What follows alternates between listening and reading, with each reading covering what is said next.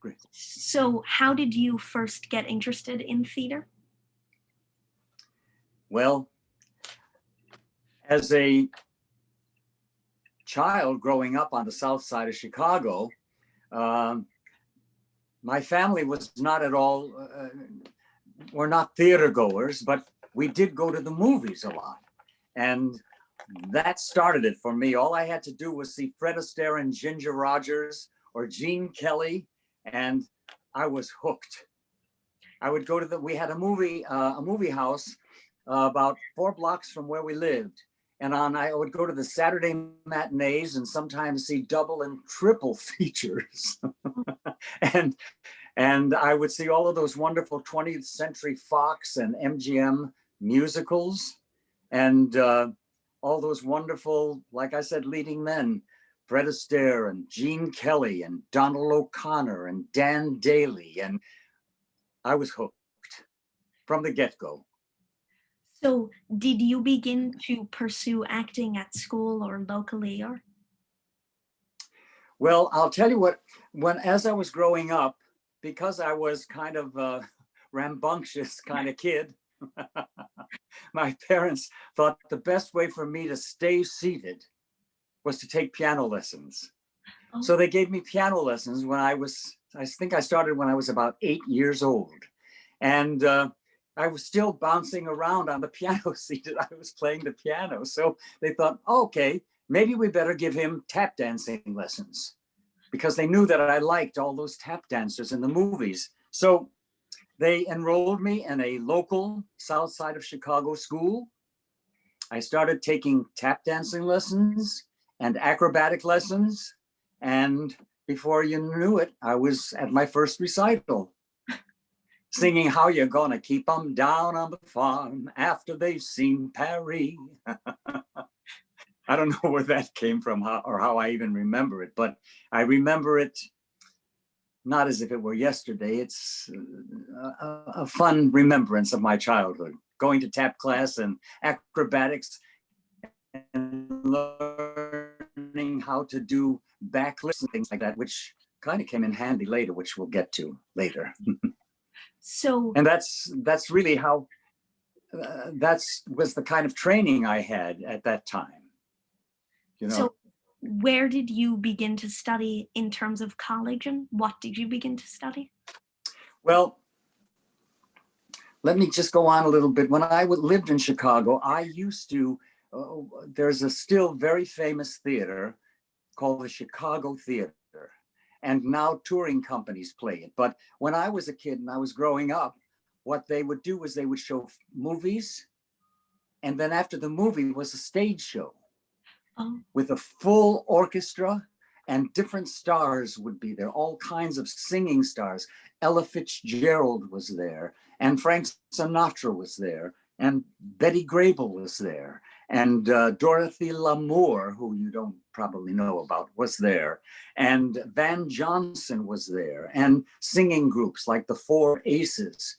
And I used to get up every morning, go to church at 5 o'clock in the morning, then do my paper route, and then get on the train, which was just 2 blocks from where we lived, and go to downtown Chicago to the Chicago Theater. I'd be the first in line, get my 25-cent ticket,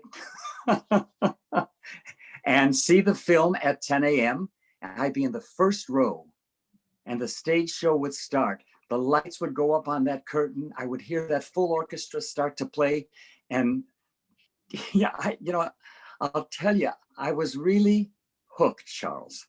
That's all I needed to see and to hear was that wonderful entertainment, that wonderful music. And it, even as a young kid, it did something for my soul. Yeah. So I continued to do that and watch and see and want to learn.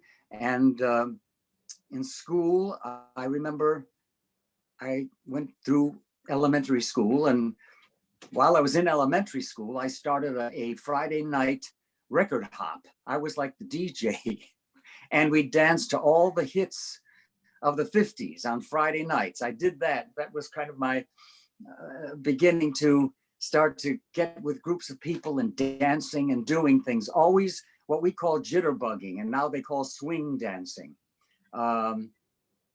Did that, and went on to high school.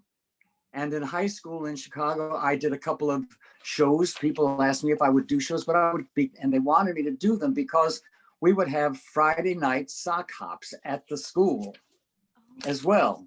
And I would go and dance with my partner, Gloria, and there would usually be a group of people around us clapping and doing all this, and we'd be doing our stuff and what have you.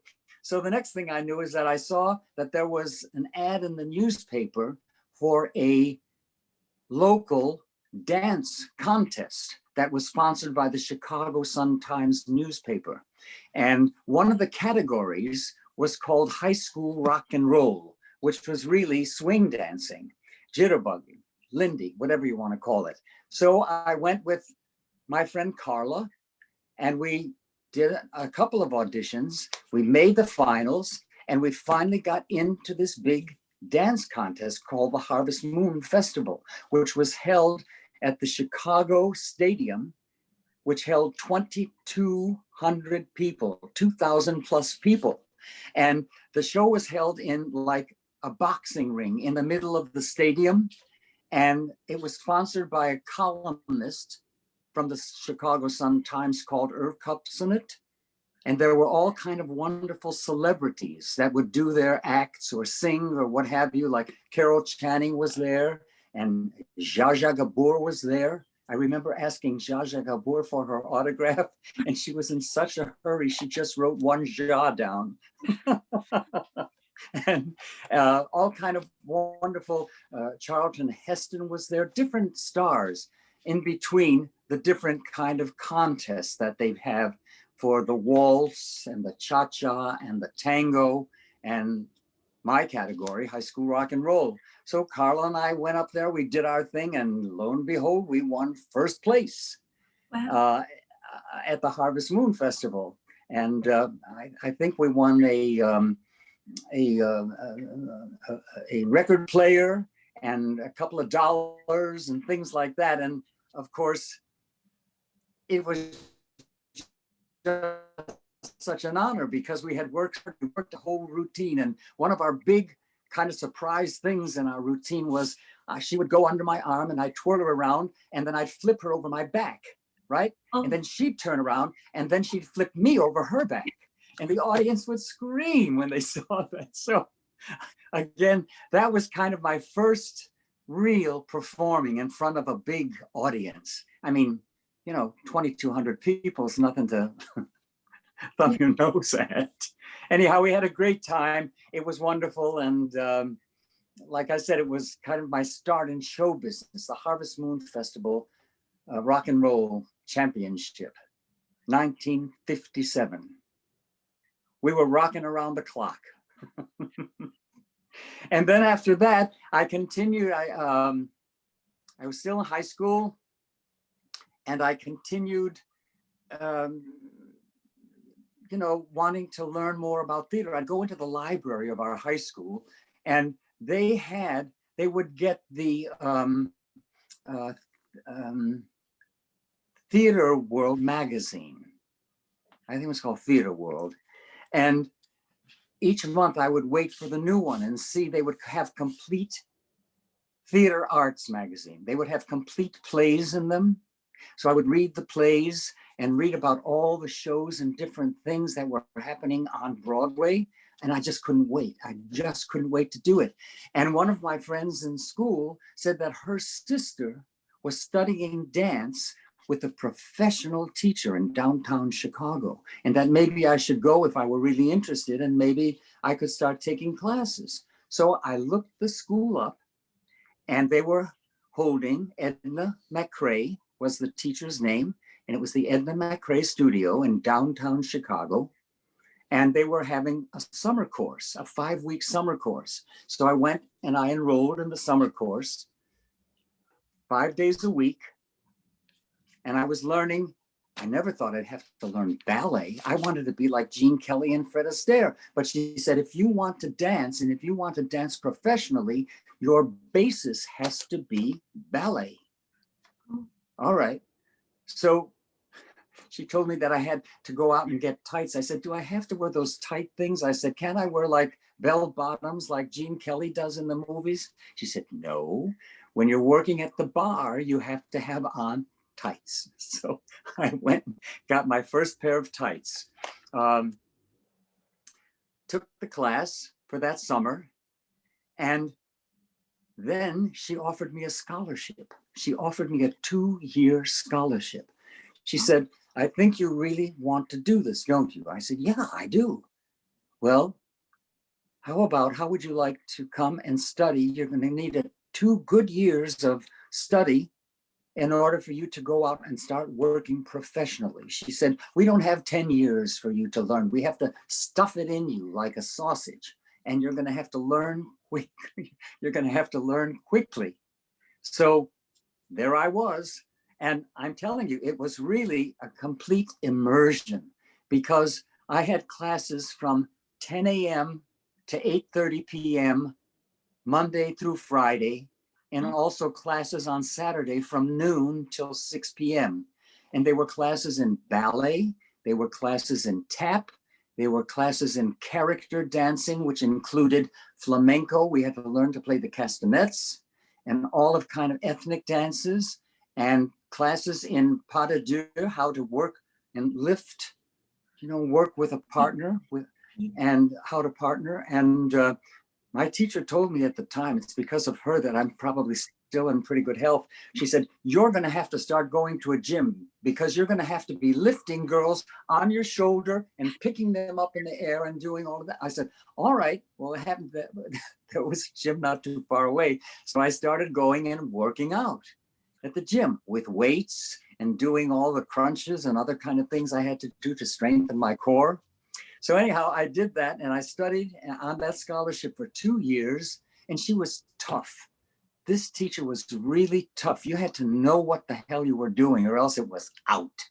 And she would make us write on the blackboard. She'd say, for this exercise, I want to have a 3/4 note value kind of music. Name me 4 kinds of 3/4 music. And I said, this, that, and the other thing, and a Polonaise. I would go Polonaise. She says, it's not a Polonaise problem, it's a Polonaise from Poland. I want you to go to the blackboard and write down the name and write it down in note values. I mean, that was the kind of training that we had. She said, we don't spit on music, and we don't spit on the French language. It's called a fouette, spelled Fouette, with an accent aigu on the E. It's not a forte, it's a fouette. So my training, my dance training, was so extraordinary and so complete because of Edna McRae. I really owe my career to her, because she taught me discipline. She taught me to show up on time, to be my very best all the time, and how to focus what it was I was doing. So 2 years with Edna McRae, and the first thing that I auditioned for was, it was a state fair tour that had a group of 12 dancers, 8 young women and 4 guys. And we traveled to different wonderful cities like Ionia, Michigan. Have you ever heard of Ionia, Michigan? I hadn't, but there we were at the state fair, dancing to I've Got Rhythm and Fascinating Rhythm and different kind of things like that. And, it was fun, because it was the first time that I was away from home and traveling to different places, and Charles, getting paid for doing what I love to do with a lot of fun people. It was my first union that was AGVA, AGVA. That was my very first union. And I did that tour, had a wonderful time doing it, met some terrific people, and several that I stayed friends with for a long, long time. I just lost one of them. She passed away just last year. She was a lifelong friend who I adored, by the name of Maureen Burns. And another pal, Lenny Jennings, who sends me all of these emails every now and then. He said, remember the time that we met Buster Keaton, or we were on that train and we were going to live in those wigwam tents in Oklahoma. I forgot all about that. All I remember is that we went from city to city to city. We traveled by train, and it was a lot of fun. And like I said, we were getting paid for it. So I did that fair tour. I came back to Chicago, continued my lessons. And what my teacher did was she had another, within my scholarship, there was another fund that was left by one of the other people in the dance students, a fund to be used for whatever else might add to your professional life, whether it be in the theater or whether it be in a dance company, whatever it might be. So she said, I have some other scholarship money here for you. If you would like to take voice lessons, take what you need to pay your lesson every week, take the cash out. And when you start working professionally, you can pay it back for the next person so that the next person will have the money to study what they want to. So I was studying in that same building. It was called the Fine Arts Building at 410 South Michigan in Chicago. In that same building was a voice teacher, and I went to study with him. And there began my vocalizing, mom, mom, mom, mom, mom, mom, mom, mom, you know, the things that we do as singers. And I worked on material to use at auditions and things like that. So it was all good, Charles. It was all good. My studying with Miss McCrae, and then my voice lessons, and my first venture into touring and getting paid for what I loved doing. I came back and studied again, kept studying, I should say, and auditioned for a gentleman who was the producer and director choreographer of these nightclub reviews called The Hits of Broadway. And his name was Bob Simpson. And there was a place in Milwaukee, Wisconsin called Fazio's on 5th, owned by the Fazio brothers, Tony, Louie, Joey, and Eddie Fazio, the Fazio brothers. We had a lot of guys come in like this. We didn't know who they were, where they were, or whatever. But anyhow, it was the place to go. It was a supper club. People could go and have dinner. And then we did the show Hits of Broadway, or the Straw Hat Review, which were just musical numbers from all the Broadway shows. We had to learn, I don't know, 15, 16, 17 numbers for a show. We do 2 shows a night.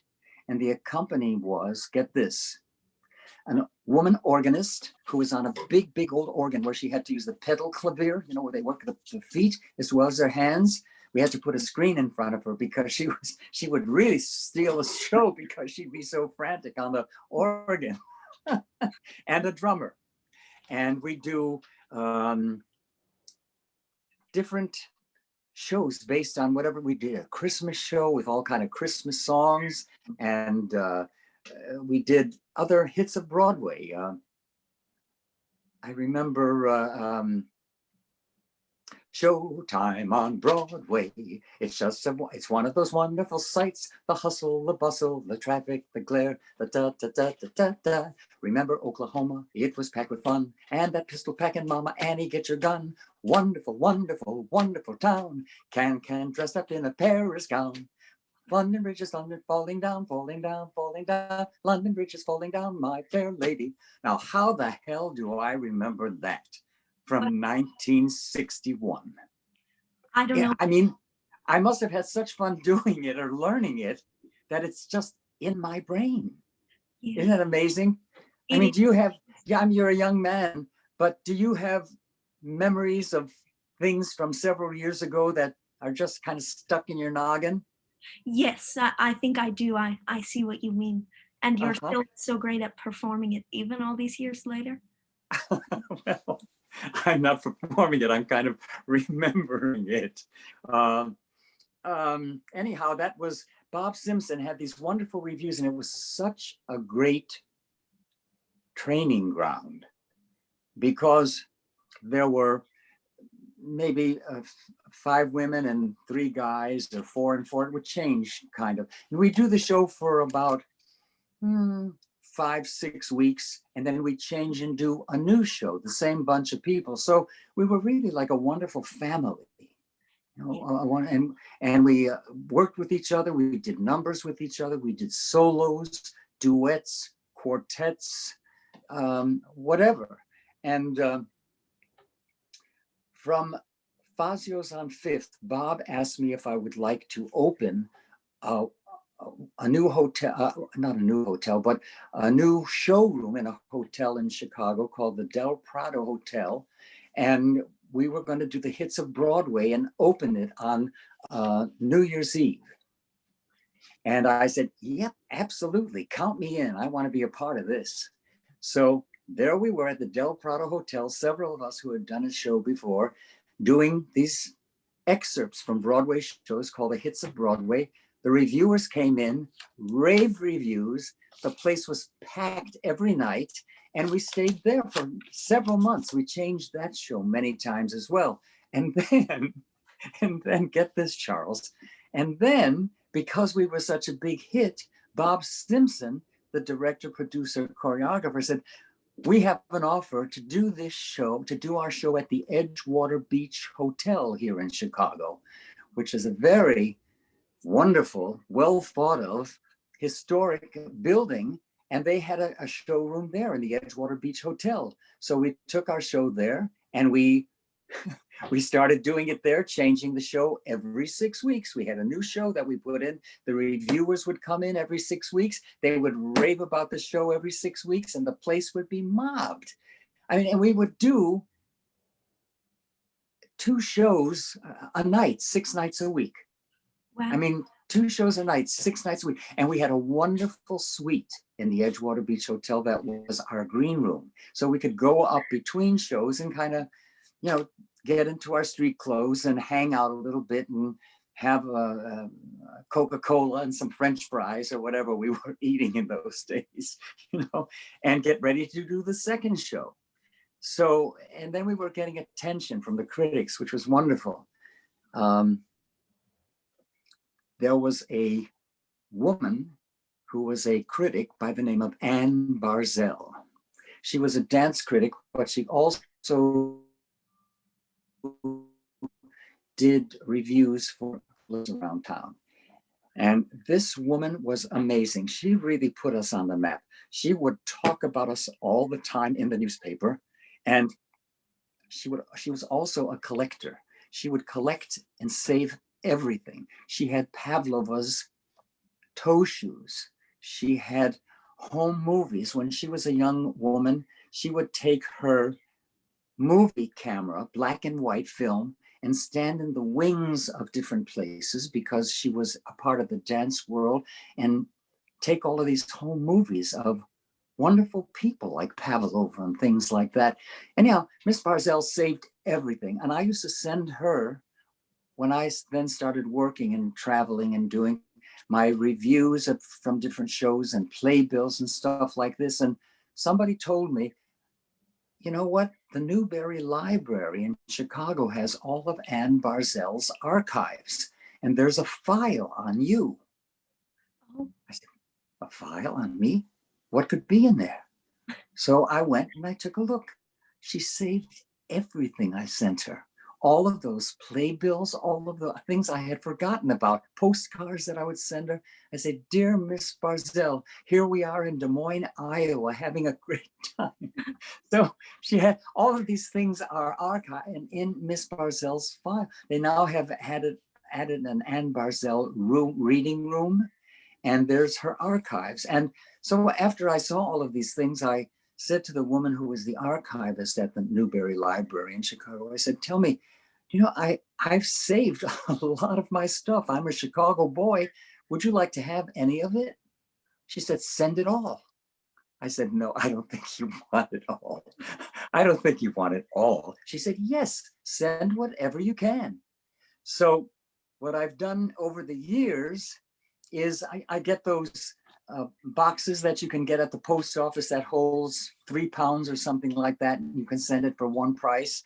And whenever I find something around the apartment, I just throw it in the box that's in the closet and let the box stay there until I can't, still jiggling around. And then I take it to the post office and send it over to the Newberry Library. So there's a lot of stuff there. It's pretty terrific. A wonderful woman by the name of Allison Hinderleiter is the archivist there now, and she does one heck of a job. It's just good to know that stuff is being preserved. She has all kinds of wonderful things from all kinds of people that are now archived at the Newberry Library. So, the beat goes on. You just keep doing what you're doing, put first things first, show up. I always say, suit up, show up, and say yes. That's been my motto. Suit up, show up, and say yes. And just leave the results to the universe. You never know what's going to happen. You just have to take the action, put yourself out there, and then do your very best based on all of the training you've had. And I must say, even when I was working, I continued to take class and voice lessons and acting class.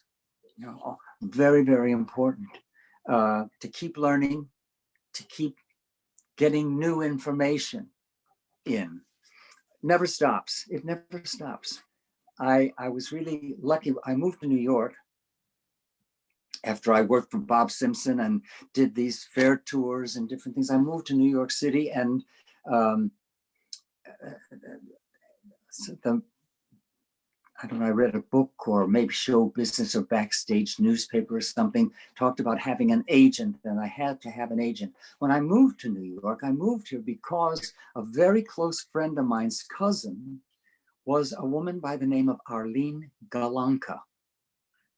Now, Arlene went on to play, I think the role on the Andy Griffith Show was called Millie. She was the waitress. And she was here in New York and working as an actress. And she shared an apartment with a couple of other actresses. We call everybody actor now these days. Valerie Harper was one of her roommates. Iva March was another one of her, Nancy Cheevers. So Valerie Harper then became a friend of mine. And one day she said, have you ever thought about going acting class? She said, I'm studying with a wonderful teacher by the name of Mary Tarsai. And she's really good. I think you might enjoy her class. So I went and I met with Mary Tarsai and started studying with her. And she really gave me the basics that I needed to have then. Talked about the specifics of acting, how we had to be specific in our choices, and about subtext. And she was one of the first teachers, acting teachers in New York, to teach a class about auditioning as an actor, and the three different venues that you could audition in, and how you have to kind of change a bit the way you present yourself within, whether it's in a rehearsal room, like a rehearsal studio, or whether it's in an office over a desk, or whether it's on the stage. How do you prepare for each of those different kinds of places? You have to be a little bit bigger on the stage because of what the venue is. And in an office across the table from whoever you're reading with, or 2 or 4, it's more like a film technique where you just have to bring everything down a little bit. But she also taught us how, when you're auditioning for a role, you only have X amount of minutes to show them what you got. Yeah. So try to bring as much color and variation into what it is you're reading. Let them see the highs and the lows of what that character is. And that also goes with songs as well. Pick out a song or two, your ballad and your uptune, learn it so you could do it backwards and give it all you got. And you can use those two. I've used two songs mostly for my whole career. Oh, and what Pardon song? me? What songs I are? used to sing a song from Roar the Grease Paint called Feeling Good. Do you know that song? Like, Bird flying high, you know how I feel. oh, yes, yes, I I do. used to sing, that was my ballad. And another newly song I sang for my uptune called, it was from Dr. Dolittle, but I did it in a different tempo. Um, um,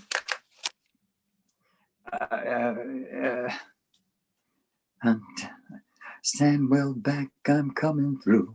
Nothing can stop me now. No, it wasn't that. It was The Crossroads of Life was the name of the song that I used for my uptune. Here I stand at the crossroads of life, childhood behind me, the future to come, and alone. That was my uptune. It went with a bright two rhythm. Used that song for 25 years, used them both. And I would adjust them to uh, whatever shows that I was auditioning for, you know. And I have to tell you, Charles, several of the shows that I auditioned for, I had to tell fibs to get the part. Oh, I had to tell fibs several times because the name of the game is get the gig, right? yeah. So you have to do what you have to do to get the job. So I remember, I'm digressing a little bit, but Oh, no. I remember auditioning for my very first Broadway show. Prior to that, let me just say this first. Prior to that, doing my audition for my first Broadway show, an agent that I found an agent. The agent said that he would represent me. It was Gus Shermer Jr., whose father had the Shermer Music Company. And Gus Shermer was a wonderful agent, handled Sandy Duncan, handled Florence Henderson, some wonderful people. So, excuse me. So anyhow, he sent me out to audition for this musical called Tovarich. I knew that it had been playing on Broadway with Vivian Leigh and Jean-Pierre Omar, but it was going to be a summer tour with, are you ready? Yes. Ginger Rogers. Mm. I said, Ginger Rogers. And I knew that there was a big dance number, a big Charleston number. So I went and I was so nervous when I went into audition. She wasn't there, but I went to audition and I sang one of those songs, I'm sure, or maybe not for this. I'm trying to think. And I had to read and dance and I got the job. So there I was. It was like, wow, you have to pinch me. I'm dancing with Ginger Rogers to a song called Wilkes-Barre, PA. Take me back where I belong, boom, boom, Wilkes-Barre, PA. And Ginger and I would go out. We started the tour in Dallas, Texas, at the Dallas State Fair Musicals, and took it to Atlanta, took it to Minneapolis, and a couple of places in between. And we started out doing we staged one encore for Wilkes-Barre, PA, because Ginger got her start when she was a kid in a Charleston contest. And so of course she was flying high doing this. So we did the number, the audience loved it. They loved seeing Ginger doing the Charleston. And we'd go out into the wings after we did our going off step into the wings, and she would say, oh, we go out and do the encore. We do it once, and then we come off after the encore, and she would say, come on, let's do another one. Let's go out there and do it again. So by the time the tour was over, we were doing 5 encores to Wilkes-Barre, PA, and the audience just ate it up. And I couldn't believe that. I was with Ginger Rogers dancing this number, and we were by this time became pals. You know, she'd say, "What are you doing tonight? You want to come up to my suite and have some meatballs and spaghetti? I'm making a salad," or something like that. And her mother traveled with her. Her lovely, lovely woman. So I have terrific memories. And I had just come off of that tour of Tabarich with Ginger Rogers feeling so high. And when this audition for Do I Hear a Waltz for Richard Rogers came up, I said, okay, I'll go. So I went to the casting, met the casting director. My agent set up the appointment. His name was Eddie Blum for Rogers and Hammerstein. And I told him a bit about myself, and we talked across the table.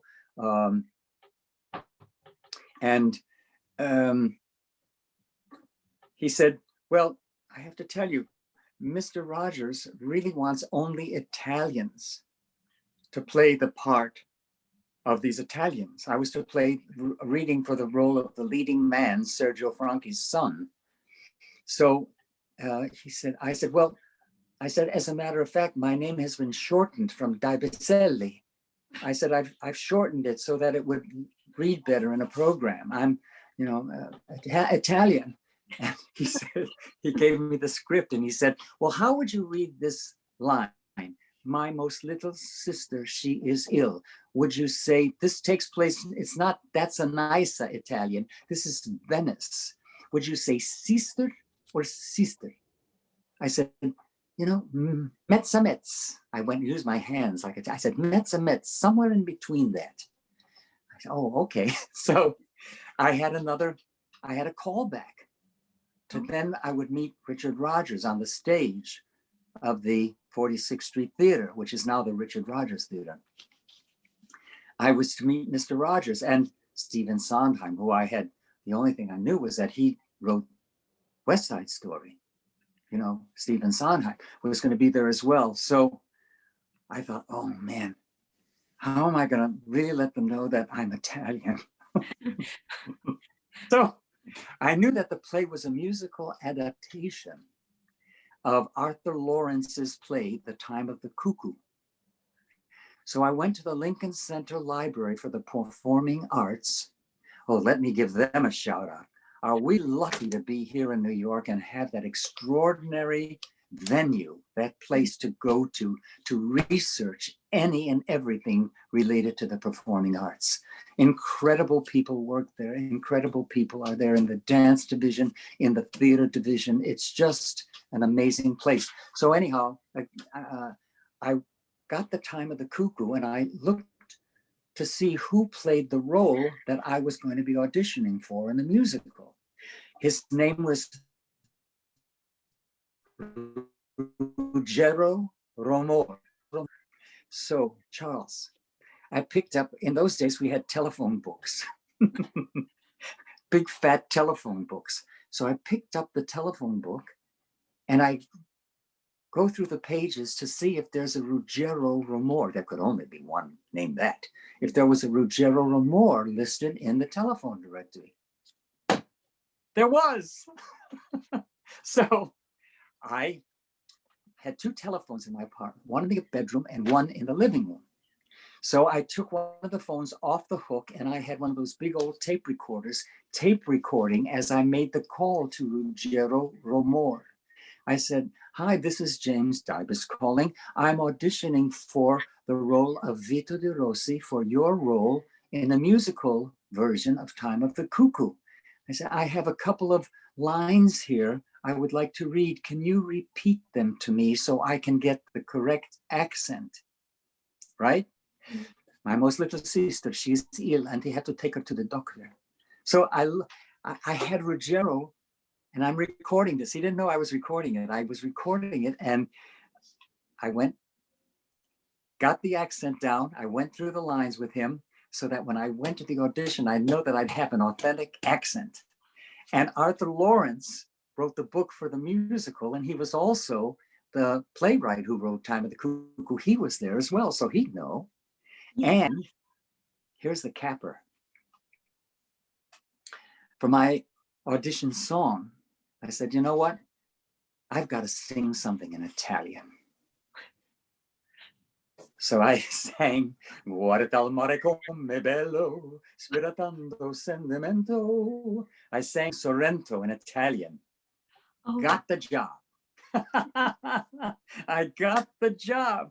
And there I was at the 46th Street Theater, playing in Do I Hear a Waltz, my first Broadway show, with Sergio Franchi, Elizabeth Allen, Julianne Marie, Stuart Damon, Madeline Sherwood, Jack Murray, and a fantastic, wonderful Greek woman by the name of Flori Dandanakis.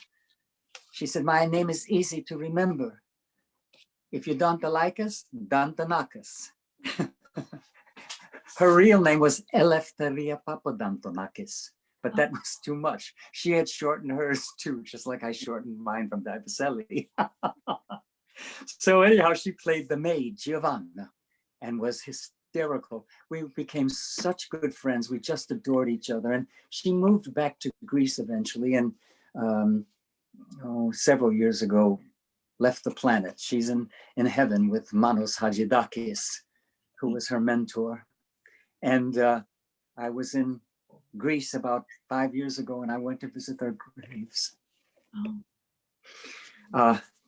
So I want to ask you about Do I Hear a Waltz? It's somewhat famous for having the extreme tension between Sondheim and Richard Rodgers. So did you notice any of that as you were in the show? No, not really. I'll tell you, I was such a novice and such a young man. I was just so thrilled to be a part of the event that I didn't, all of those things that were going, there were a lot of tensions between several people, I must say. And they didn't bring it out into the open. I mean, I never really realized it too much. However, when we were out of town at the hotel in Boston, I believe, I didn't realize that somebody had a room. We were all getting together, a bunch of us, and having like a little party at our hotel room. But the next room was Steve Sondheim and Arthur Lawrence, several of the other people, and we could overhear them talking about what they were saying. What we didn't realize is that they could overhear us, what we were saying. So there weren't any repercussions from any of that, but I read more about all of that tension between Mr. Rogers and Steve Sondheim after the fact, much after the fact. I didn't realize it at the time. No, there were more problems with the director by the name of John Dexter, who was not the nicest man in the world, and I'm being kind. Yes. So it was a fun show to do. It was lifelong friends and some of the glorious, glorious music from that show. I don't know if you know the music from it, Charles, but if you don't, by all means, go out and get the cast album or look it up and hear some wonderful, wonderful songs. Take the Moment that Sergio sings is just extraordinary. And Liz Allen, that voice of Elizabeth Allen singing Someone Woke Up One Incredible Day. Wow. I mean, she was something else. I'll tell you more about her. I had the pleasure of working with her a couple of times. But anyhow, that was fun. And Sergio was a lot of fun to be with. Here's a fun story from the show. I would go home between the matinee and the evening sometime, and I would make myself some Italian food. I mean, I was really had to be able to get into it. And I would make meatballs and spaghetti and lasagna, all kinds of stuff like that. And I put a lot of garlic in it and everything. And one day, Sergio goes like this, Jimmy, come here. What, Papa? I would say to him, what, Papa? He said, I have to tell you something. He said, I don't know. He said, you know, when we have our scene together, he said, I really can, you smell like garlic. I said, oh no. I said, oh no, I'm sorry. He said, well, I just had to tell you because I wasn't eating garlic that night, but I smelled it on you. So, all right. So I said, I'll do. So after that, whenever I would go home and eat, I would make sure I wouldn't put any garlic in anything. And I would wash my mouth out with, Listerine like crazy before I came down from my dressing room to even have a scene with him. And then one day he went to me like this. What, Papa? He said, you smell like a drugstore. He had a really good sense of smell. He could smell the Listerine, So anyhow, we had a running joke about that. And I was on the SS Norway. I got a job. I wanted to give this to you in. I'll tell you the story. I got a job on the SS Norway, the cruise ship, playing the role of Barnum in the musical Barnum. Now, the theater on the SS Norway was a 600-seat theater with a balcony, and we did the whole show. The music was recorded on a time track, but it was the whole show. No, I'm sorry, it was kind of a cut-down version of the show, because we did it in just one act. And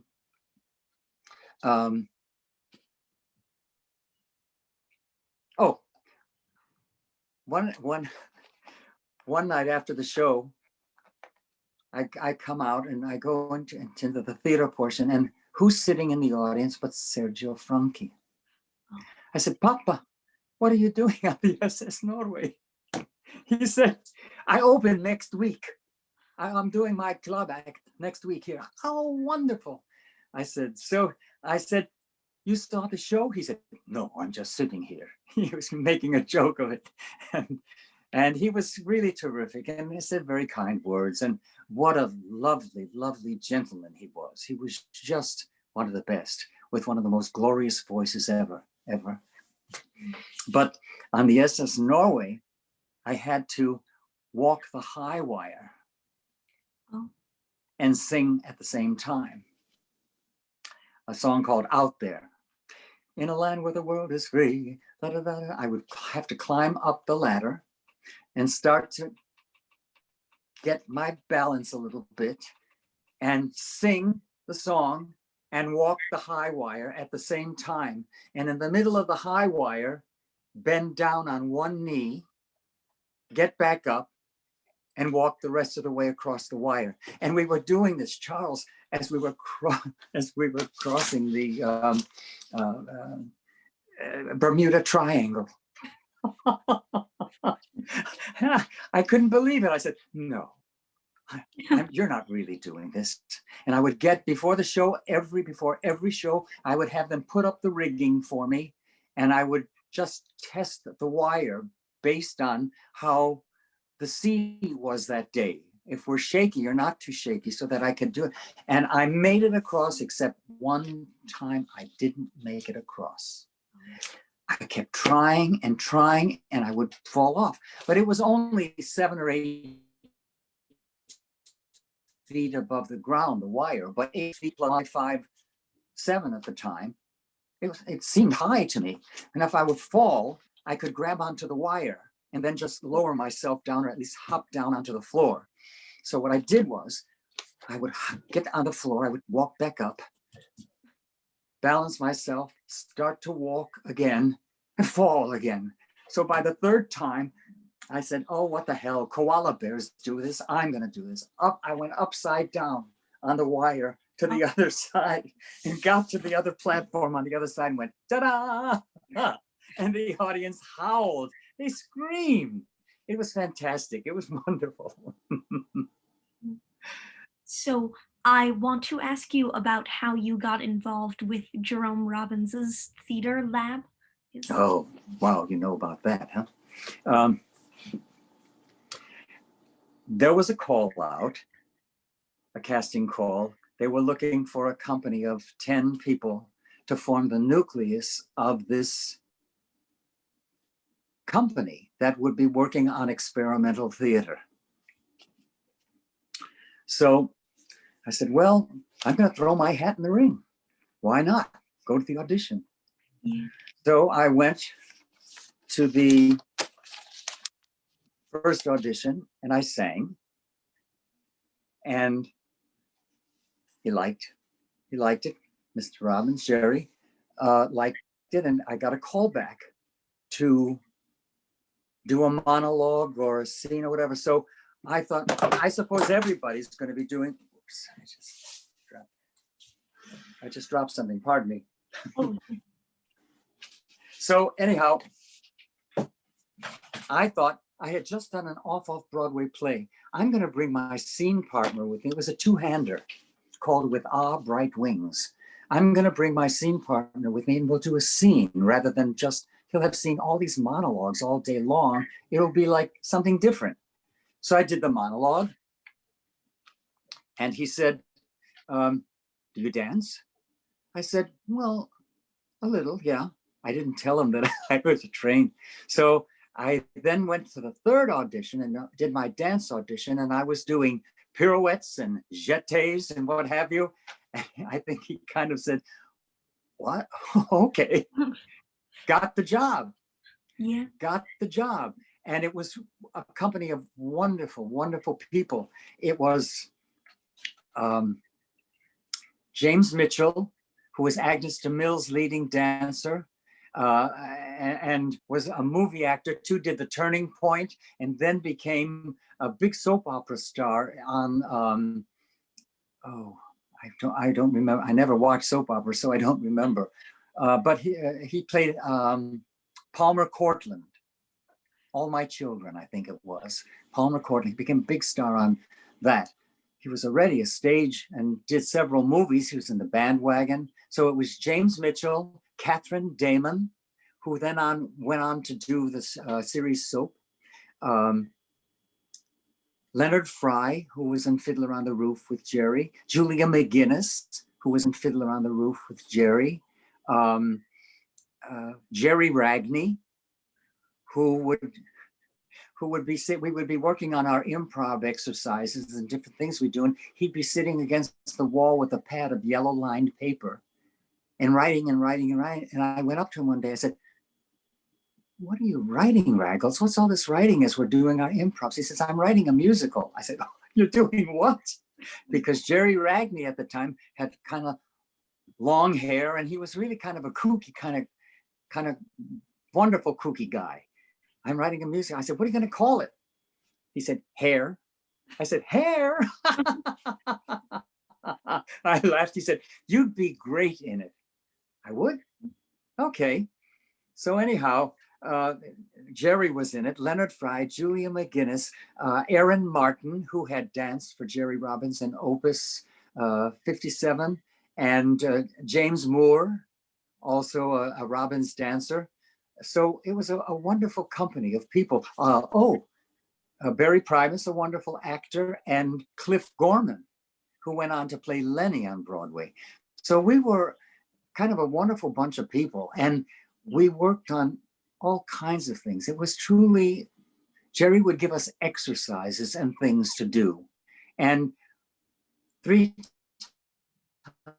times a week, you ever heard of that name? She was a modern dance choreographer and teacher, very well known and respected in the dance world.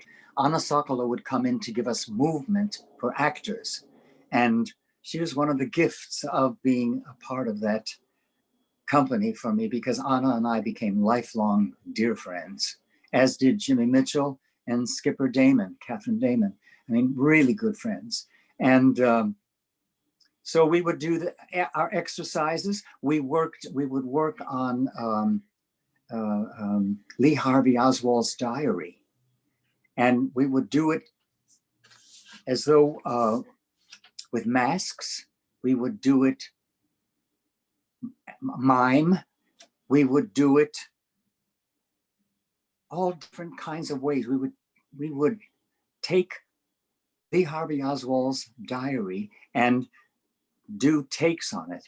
And it was amazing. It was amazing. Everybody kind of got to know what the other person was going to do next. We became so close to each other, and we worked so closely with each other. And Jerry was always there, you know, being the puppeteer, Yeah. We had a big, I'll tell you this, we had a big happening. He would bring in other people to work with us and do things. We had Jay Harnick came in, Sheldon Harnick's brother, and we worked on doing the death walking scene. I mean, the sleepwalking scene from the Scottish play with masks and different things. But what was I going with that? Different people would come in to give us different kind of classes throughout this. And happening. We did a happening. He brought in Robert Wilson, Bob Wilson, you know, who does all of the big 7-hour shows at the Brooklyn Academy. Oh. And he brought Bob in, he was new, starting just in New York from Texas for not too long. And we blackened all the light in the room. We had saran wrap and day glow paint on ourselves, and we were all asked to bring in portable radios. So while this was all going on and we were making sounds and noises and moving within the saran wrap that we had painted with day glow paint and the portable radios going off and on to different stations, I mean, it was truly a happening in the blackness of this room. And Jerry had invited Leonard Bernstein was there, and I don't know that Steve was there, but I remember seeing Lenny Bernstein being there. So we would do all kinds of extraordinary things, and we were hoping that we were invited to Spoleto to go and take our work and do it there. We were working on a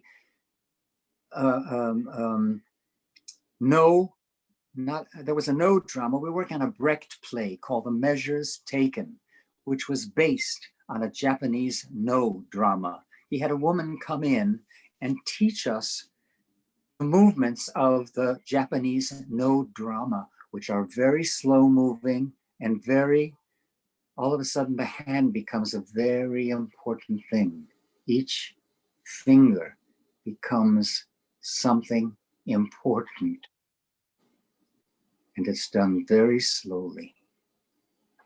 And we were doing all of these things, the measures taken in the style of the Japanese no drama as well. Tanako was the name of the play that it was adapted from, that Brecht adapted it from. And did I know? Did I say, you just, Charles, you just never know what it is you're learning or new adventure having at the time, how it is going to be a part of your life later on. You just have to dunk yourself in each of the experiences and give it your best shot. Just learn as much as you can and keep learning and dunking yourself. Did I know that years later I would be hired to do Pacific overtures? And I would be doing those movements, those Japanese no movements in Pacific overtures all those years later, you know? I mean, and that was another thing I took to get in, because Hal Prince wanted an all Asian cast. Oh. And I told him, yes, I said, my mother is Filipino, so I'm partially Asian. I got the show. I mean, not only because of that, I sang Feeling Good for that show, because to me, the words of the song reminded me of a Japanese woodcut. You know, the images, bird flying high, sun in the sky, breeze drifting by. And I wore a sport jacket and I turned the collar over so that it looked like a Mandarin collar, you know? Yeah. And I sang the song. And it was one of the few times, I think the only time, that they told me on the spot that I had the job. I was the last one cast. I was the last person cast in that show. And, you know, the rest is history, cups of tea and history and someone in a tree. Oh, wow. Did I luck out with that one? Did I luck out with that one? to be given that wonderful material, to work again with Pat Birch. You know, that was another thing that came into play. Just prior to that, I had a dear friend who was a casting director by the name of Vinnie Liff. Oh. Vinnie Liff. And Vinnie Liff was a gem of a person. He was a fantastic, beautiful human being that left the planet too soon. And Vinnie Liff recommended me to Pat Birch to be her assistant in a show called Truckload. And I did that for her. We rehearsed the show. We never opened the show because there was a newspaper strike and all kinds of things were going on with that show that shouldn't have been going on. Anyhow, we never opened, but I became really good pals with Pat because I was there by her side all the time, taking notes and making sure that the next day she knew and remembered what we had done the day before. So here was Pat Birch on, on Pacific Overtures again. I'm sure her knowing me and how I worked was part of the reason that I got the job as well. And boy, I've got to tell you something about Pat Birch. That woman can take anybody and make them look like they are a dancer. She really knows how to take people who aren't dancers and make them look terrific. Yeah. Because in Truckload, there weren't a lot of trained dancers, but boy, were those people moving and moving beautifully. And in Pacific Overtures, there was a song called Please Hello. And she gave me the part in that I wanted to play the Russian admiral because I thought, don't touch the coat. I could do that accent and it'd be funny. She said, no, no, no. She said, you're going to be the French admiral. All right, I'll take the French admiral. Well, once I finally got it and got to do it, it was fantastic. I bring word from Napoleon's sword. It was Steve's lyrics, and I'm singing his music, and I'm going, oh, wow. Is this like being in heaven or what? Yeah. I mean, and all of the people, all of the actors, wonderful, wonderful actors in Pacific Overtures. Mako, who was, the head of the whole thing, held it together. Fantastic.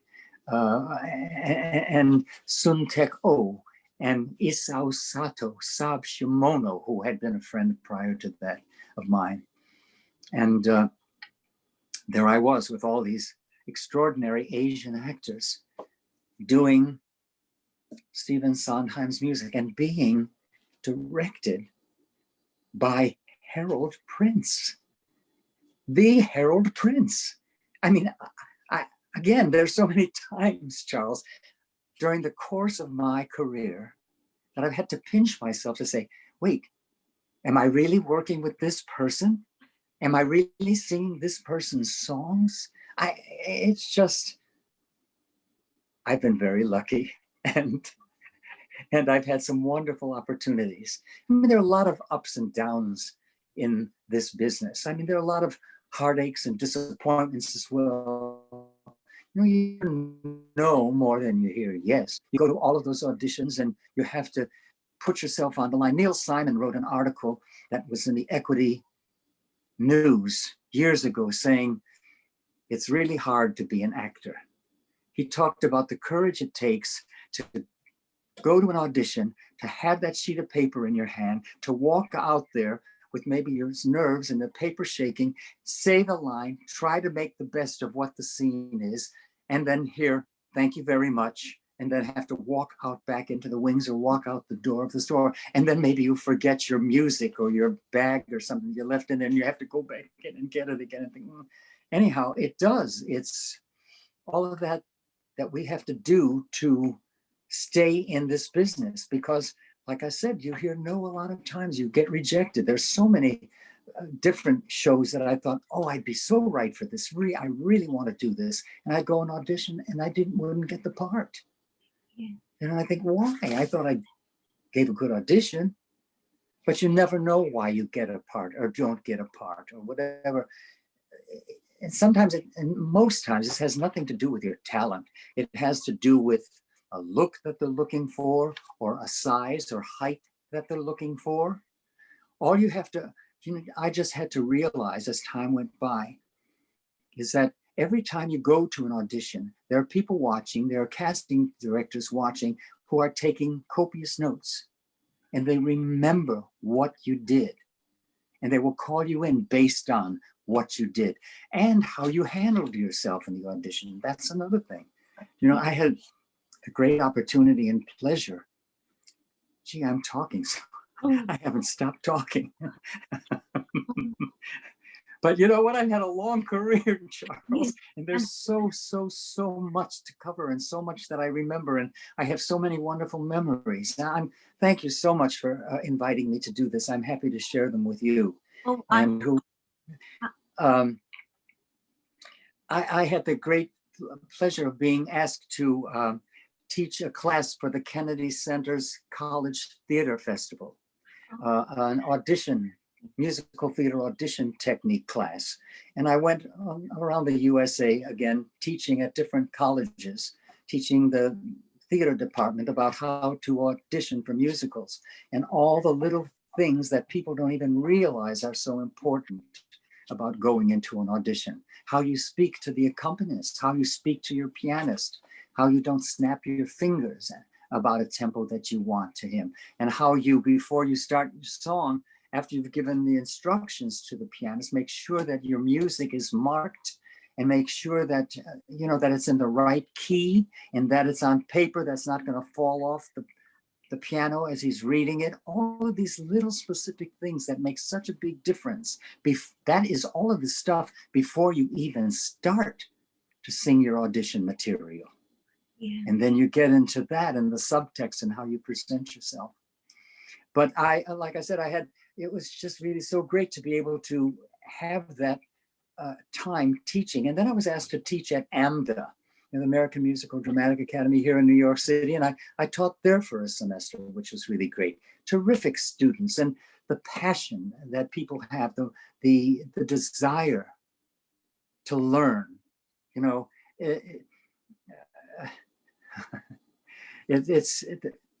really have to have that passion and that desire. It has to be burning in you to want to give of yourself as a performer, to get out there and do what we do 8 times a week, or in front of the camera, take after take after take after take. It really takes that commitment, that desire, and that passion. I'm watching something. Oh, don't miss this. Do you get Disney Plus? Yes, I do. Oh, okay. I got it to watch Hamilton again. But they're showing something on there now, Charles, that's really wonderful. I really recommend it highly, highly, highly, called On Pointe, Pointe. It's all about students auditioning for the School of American Ballet, and to finally be a part of the annual Nutcracker that's put on. It's a 6-part miniseries, and it's brilliant. When you see what these young people do, how dedicated they are to the craft, and how much they want to learn, and how willing their parents are to support them and to support what they do, it brought tears to my eyes. It really is an astounding. On Pointe, yeah. Disney Plus. I don't work for them. Pardon me? I'll make sure to watch it. Good. Now, where were we, Charles? Oh, well, the next thing I want to ask you about, which I believe was after the Jerome Robbins, was George M. So what was it like to be working with Joe Layton, who is, of course, a great director and choreographer? Oh, Joe Layton, God bless him. Boy, he had ideas coming out of his ears. I mean, he just had ideas. We did so many different kinds of numbers in that show, and we had different things that we worked on and then had to be cut for a reason. And if he had to cut something because we had done it, there was called the Love Ballet at one point that we had worked on, which was amazing. Didn't really work, and he had to take it out, and he did. But we were then able to work on other things. And, I, George M., I still have wonderful friends, my wonderful friends that I met in George M. And we just had our 50th anniversary reunion at Sardi's a couple of years ago, 2018, because we opened in 1968. Ooh. And I'm still friends with Karen Baker, with Patty Mariano, with Kathy Conry, with Lonnie Ackerman, Billy Bob Becker, so many of those, Ed Goldschmidt, wonderful people. And within the show, there was a vaudeville segment. And Joe Layton assigned Lonnie Ackerman and I to, within the vaudeville portion of the show, she and I would have a dog act. We were the dog trainers, right? Now, I had one dog in my life when I was a kid.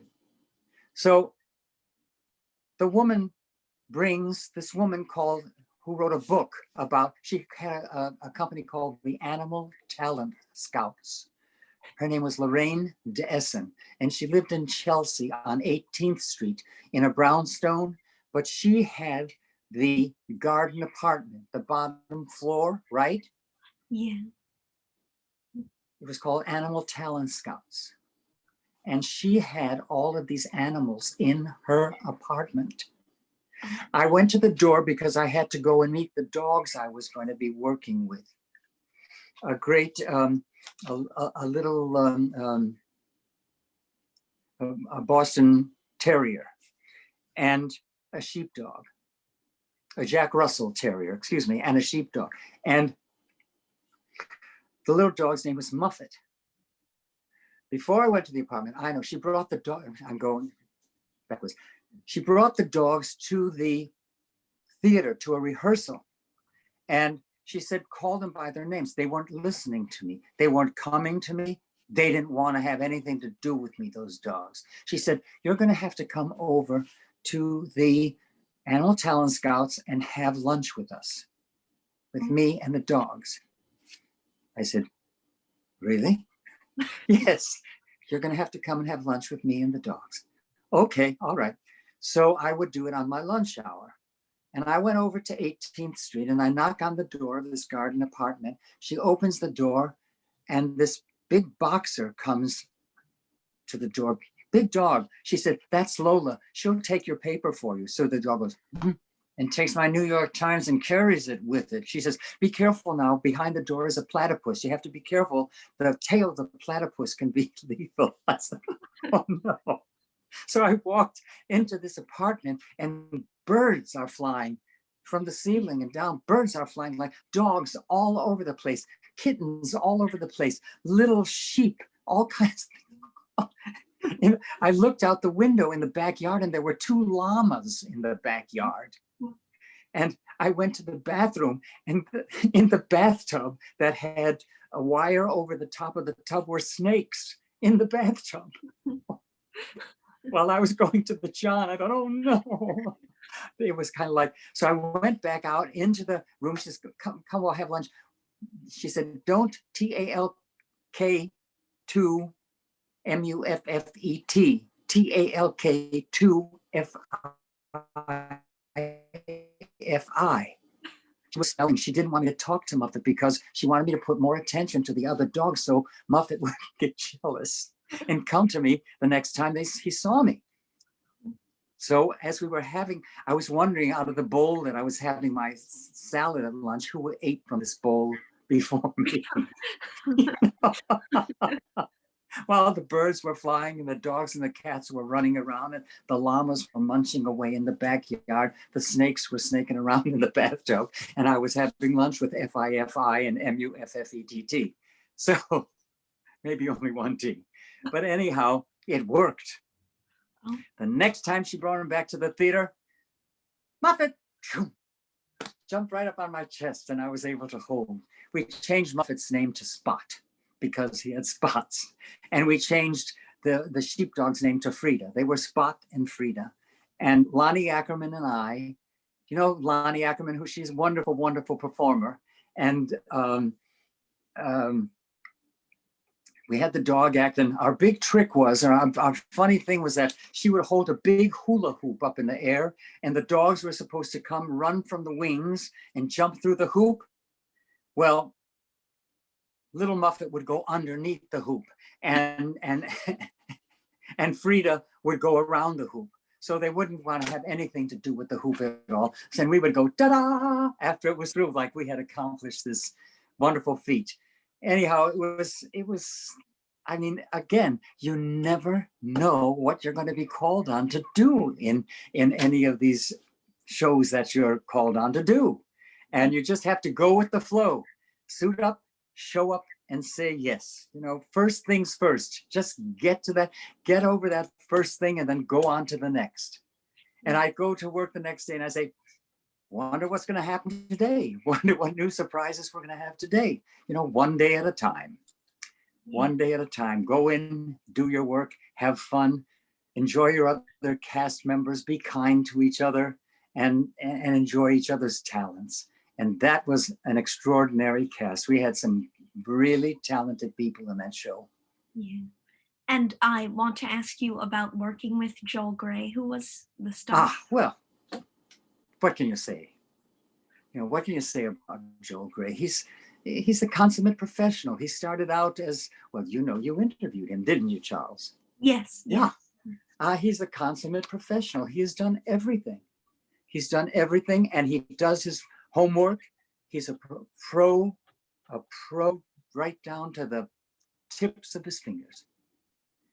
And he showed up every night and did what was demanded of him. He was terrific. He was really terrific in that show. So I also want to ask you, you were an understudy in this show, and in addition to being in it, so did you get to go on at any point in the long run that the show had? Yeah, no, I don't think so. Not in this show. I did in other shows that I was an understudy in, but not in this one. No. So I also want to ask you, when in the sort of process of doing a show do you decide, or not in the process, but once the show is running, when or why would you decide to leave, if you did leave that particular show? Well, you know, I never did leave a show. I turned down, George M was going to go on the road into a national company, and I turned that down because I wanted to stay in New York City. You know, I didn't want to go on the road with it.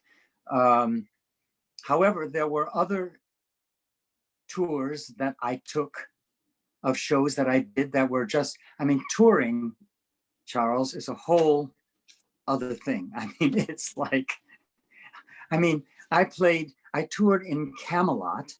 We played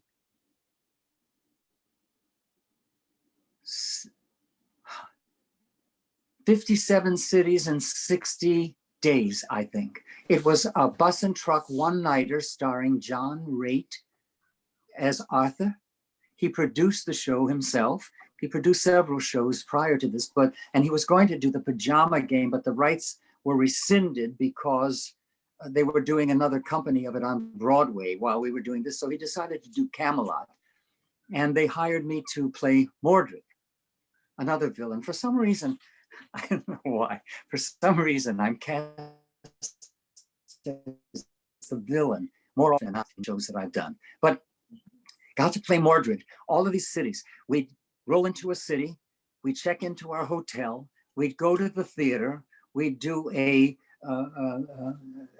sound check, see where our dressing rooms were, see where everything was, where we had to go through what hallways, down what corridors to get to our dressing room, do the show, usually have a party afterwards. I mean, the places that we played would give us a party after the show most times, so that we could mingle with the board members. That's what that was about. The board members got to mingle with John Raitt and the cast.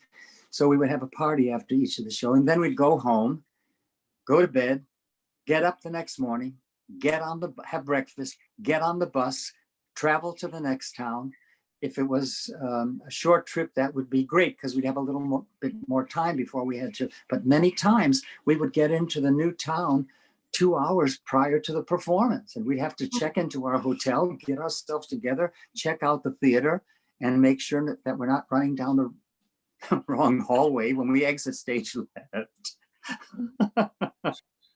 And so anyhow, we're doing Camelot, right? Yeah. And we are now near the end of our tour. We have about, maybe 6 more cities to go.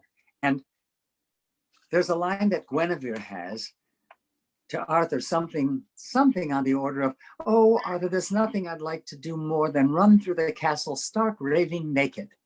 And it got a big laugh. And it never got a laugh before. So we're on this college auditorium, state-of-the-art theater, and the students were stagehands, right? So I say to one of the stagehands, "Why are they laughing? What's going on?" He said, "Streaking." Oh. I said, "What's that?"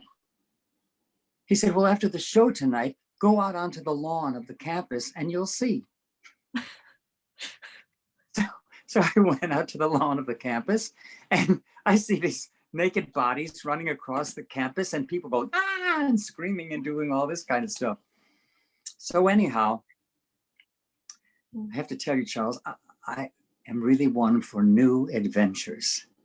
I love adventures. I've always been a bit of a prankster and love new adventures. So I said, John Reid, at the end of the show, when we would after everybody had taken their bows, the curtains would close and he'd stand in front of the curtain and he would say, "Ladies and gentlemen, I know that you were expecting to see Pajama Game. We had to change course in the middle of this. And for those of you who were wanting to see Pajama Game as well, I'd like to sing a couple of songs." So there he was in his tights and his King Arthur cape singing, "Hey there, you with the stars in your eyes. And there once was a man who loved a woman." He'd sing his 2 songs and the audience loved it. And he'd say, "And if you would like your programs signed, autographed, please meet me out in the lobby," where he would have recordings to sell as well, because he was the producer of the show, smart guy and a great guy, a really nice mensch, as they say. And anyhow, I had taken off my clothes. I didn't know up until the last minute if I was going to do this or not. So there I was standing in my little terry cloth bathrobe in the wings, watching as though I were watching him, do his 2 songs at the end of the show. All the other cast members had gone to their dressing rooms and were changing into their street clothes to go to the party afterwards, right? So I'm standing there kind of saying, "Oh, should I do this? Shouldn't I do this?" And I'm thinking, well, they can't fire me. We only have 5 more cities of one-nighters.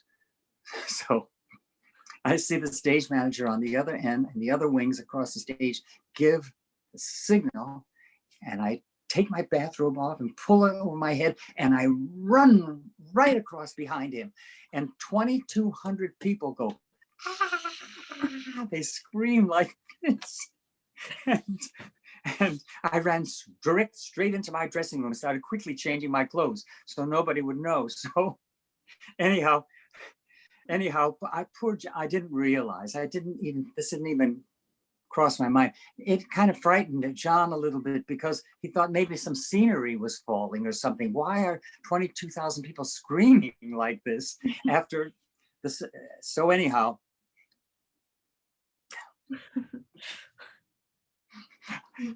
when I think, Charles, when I think of some of the things that I did as a young man on the road, on tours, and elsewhere, it just boggles my mind. I must say I've had a fun, adventurous life. but anyhow, I go to the after party and I'm sitting at this table and I happen to be sitting, I don't know why they placed me next to this woman who was like a fashion editor or a columnist or something like that from the newspaper, the local newspaper. And she looked at me and she said, "Were you Mordred?" I said, "Yes." "Good to meet you." I introduced. She says, "Well, people are saying that Mordred was a streaker. Was it you?" And I went, "Not on your life." I winked and said, "Not on your way." So she wrote it in the paper the next day. She wrote it in her column. Anyhow, it was a fun thing. And then John said to me the next day on the bus, were you the one? Are you the streaker, Dibus? I said, John, come on. I'm a pro. I wouldn't do that. And I think I had to stifle a laugh or something. But you know what? He gave me a hug. I mean, he just was such a great guy. And then I remember being out, and I lived in Los Angeles for a while, and Carol Lawrence had become a friend. She was on the SS Norway. I got to meet her there. And it just so happened, again, it gets to be less than 6 degrees of separation. Carol Lawrence was like 10 years before me, studying with the same dance teacher in Chicago that gave me the scholarship. So when I met her on the SS Norway, she was doing her act as well. I mentioned that to her, and we stayed friends after that. So anyhow, she asked me to go to some event with her, and John Raitt happened to be there. And he said to her as we were leaving, we were all leaving when the event was over, he said, did my bastard son, because Mordred is his bastard son, did my bastard son tell you that he ran stark rig naked behind my back? I said, oh, no, John.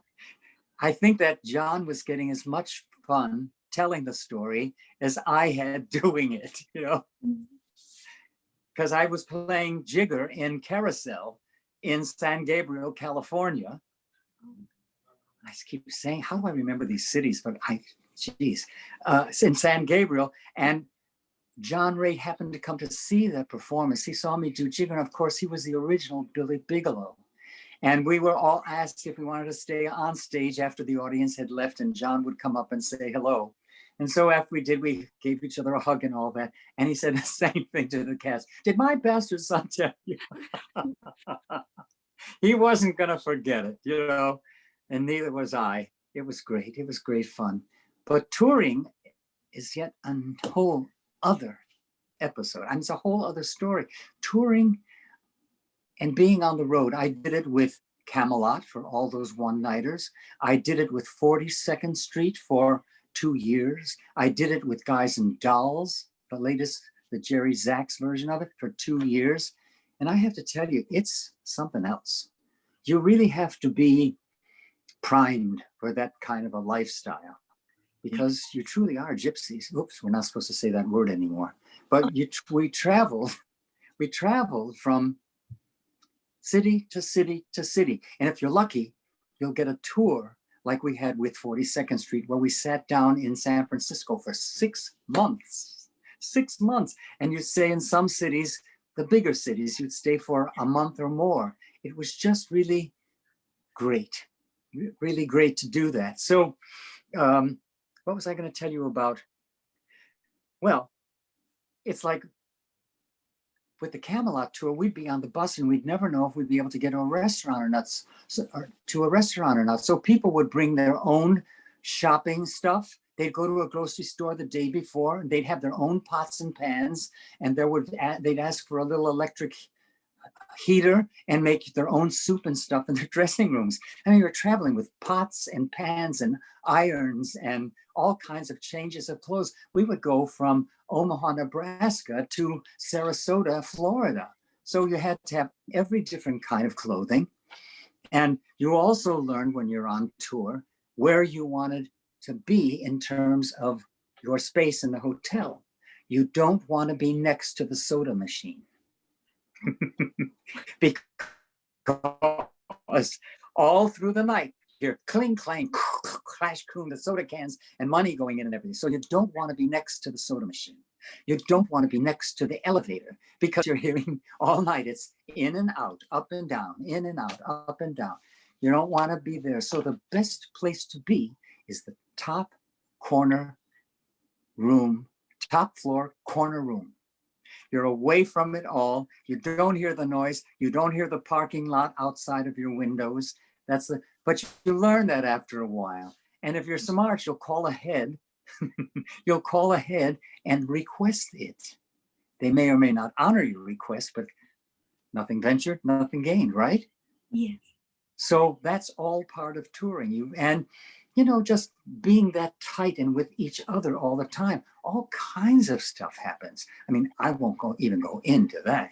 I mean, all kinds of stuff happens when you're that close and you're traveling like that all the time with each other. It's pretty amazing. There were a lot of broken hearts, I must say, over time, but a lot of mended hearts as well, and a lot of laughter. I remember the laughter with most of the things that I've done, and the wonderful friends that I've made and have been able to keep over all these years, and the amazing people that I've had the privilege to work with. The privilege to work with. It's just, and the different kind of roles that I get to create. I'm doing this thing. I think I mentioned it to you. I'm doing this thing sponsored under the auspices of the Actors Fund called the Performing Arts Legacy Project. It's a 24/7 web page where each of the actors that are invited to be a part of it have their own, I don't know whether to call it a room or a page, but everything is on it. Something called Mapping the Legacy, where you list year by year from your very beginnings, every show and everything theatrical that you've ever done, and write an anecdote about it and post playbills or, excuse me, souvenir programs, or anything you have that pertains to that show shows up on this page, the Performing Arts Legacy. And as I'm going through all of my photographs of the different shows that I've done over the years, it blows me away, to tell you the truth, to see the different faces and characters that I've been able to play. I mean, everything from the old man in Pacific Overtures to Bob Ewell in To Kill a Mockingbird, which I did at the Dallas Theater Center a couple of years back. And I mean, to play that role was extraordinary. I mean, he is just an awful, awful, hateful person.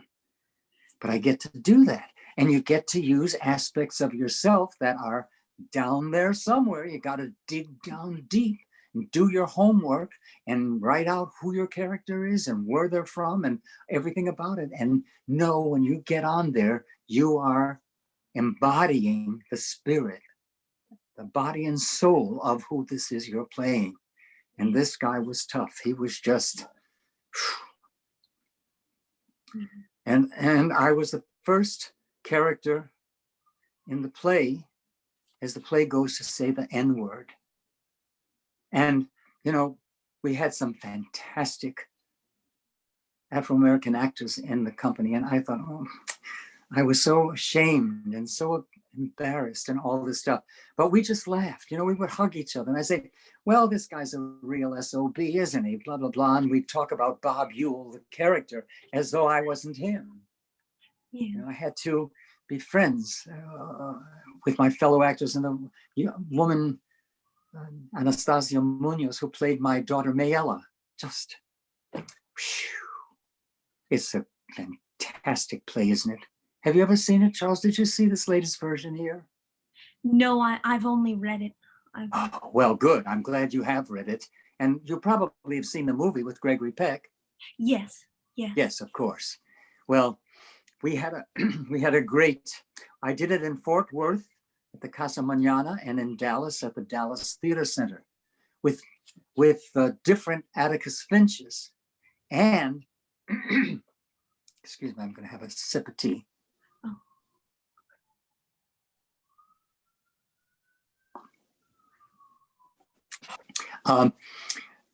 What happened was that our director, this wonderful director, Wendy Dan is her name. What she did was take the play that had first been published as a play and written, and put elements of the film dialogue, blended them together. So we did that version in Fort Worth. And so we had to unlearn, Yeah, we did that version in Fort Worth. Then the estate of the person who wrote the original play, they read reviews or something like that, or somebody got reviews to them, and cease and desist. You can't do this play. So we had to relearn the play again to do it in Dallas. Now, wiping out all the old stuff and putting in the new stuff. And we had to have the fellow who did the Atticus Finch in Fort Worth couldn't stay for Dallas. We had 3 Atticus Finches. The first Atticus in Fort Worth became ill and couldn't go on 3 days before the show. So they had to get somebody who knew it well. And, Ira Wood, who did it, who fantastic. His daughter is Evan Rachel Wood. Oh. And yeah, and he came in and he had done it years ago and knew the part. We had several rehearsals. He was in 3 days as Atticus. Wow. He had to leave because he had a prior commitment. He didn't know that this was going to happen. It happened so quickly. He had to leave. We had to change dialogue, and we had to get another Atticus Finch for Dallas. So again, you just have to roll with the punches. You have to go with the flow and do your best and hope, pray to the gods that it all works out for the best of all concerned. Yeah. And it did. It did on both occasions. It did. Wonderful peoples, wonderful times, wonderful stories. So, and I'm sorry, Charles, go ahead. oh, I was going to ask you, since you were bringing up the John Radon squeaking in front of him, have you done other tricks or pranks like that on stage throughout your? No, nothing comes up to that. However, something kind of funny did happen. I was hired to do a pop opera based on Don Juan called Again DJ. It was done out in Connecticut at a college, original, and I was the bad guy who gets killed at the end of the musical. And there are motorcycles on the stage, all this kind of stuff. And I think I'm stabbed, I fall to the ground, and I'm dead. I'm dead on the stage. And one of the performances, time to take a curtain call, and the lights didn't go down. The lights didn't go down for us to, run off stage in the dark and then come back up and take our bows. So I thought, I'm not going to raise from the dead. I'm not going to do that. So I stayed dead on the floor for the curtain calls, and the other actors walked over me to take their bows. But I said, I'll be damned if I'm going to get up from the dead and take my call. So that was the next kind of. I think another time I was playing jigger in Carousel, and I had to take a bow walk up the back of a staircase onto a platform and down the stairs onto the stage. And I, with all this bravado that jigger had, I walked up those stairs onto the platform, and I fell. And I'm falling now. I'm prone on the stairs that go down. And so instead of walking down, I thought, I'm just going to crawl down like this awful man. So I crawled down the stairs onto the stage and crawled to the footlights. Got up and took my bowish jigger. I mean, it's taken a chance. But I thought, oh boy, oh boy, oh boy. What next? What next? What piece of clothing is going to fall off? What was going to come off? I did an audition once for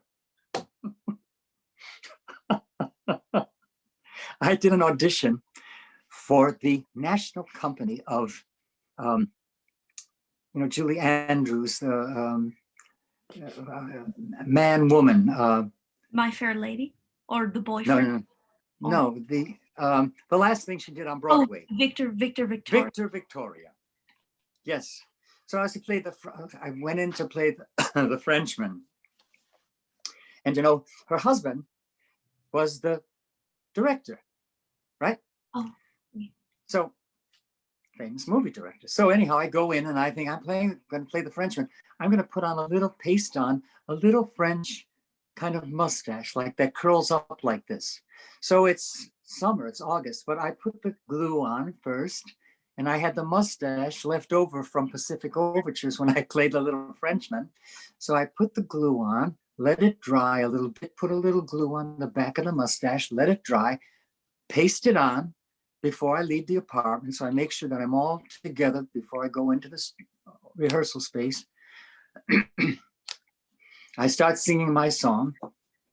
And in the middle of the song, I feel a part of it slipping off of my face. It's starting to go like this. So as I'm singing the song, I'm going like this every time. Every time I'm singing, I'm hitting under my nose to make sure I could tap it back on. Well, anyhow, Blake Edwards, they're hysterical. They're dying in their seats because they see this poor actor try to keep this mustache on as he's singing a song. Anyhow, I get a call later that day.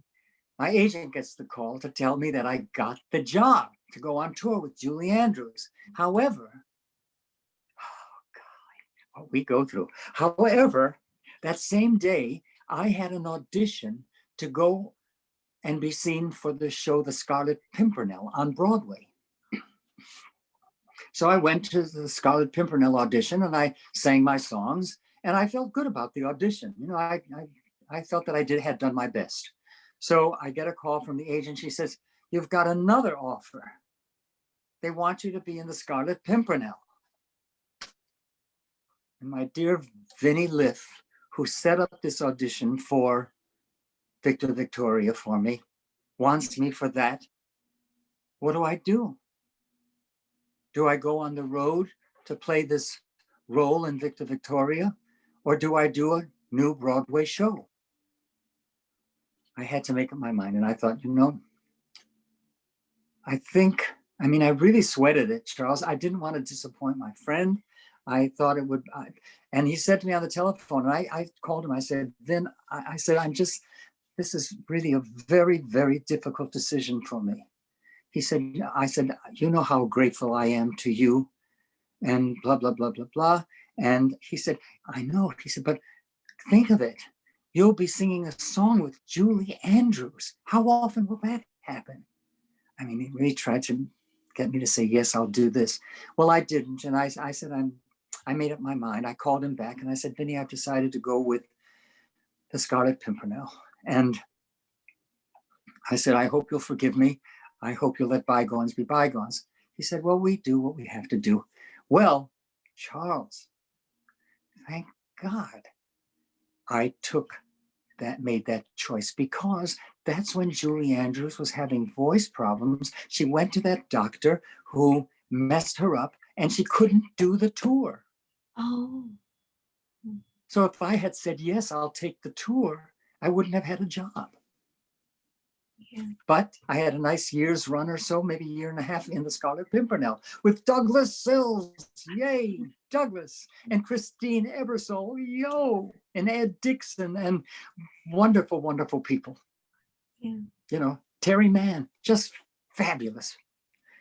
And I got to go on several times as Robespierre and the Prince of Wales, and that one was that fun. So we just never know what rosy possibilities are in front of us. We never know. What is the song from Something's Gotta Give? Who knows what the fates have in store from their vast, mysterious side? We don't know what the fates have in store for us. We just have to, again, show up and say yes and do your best. Do your best and be kind.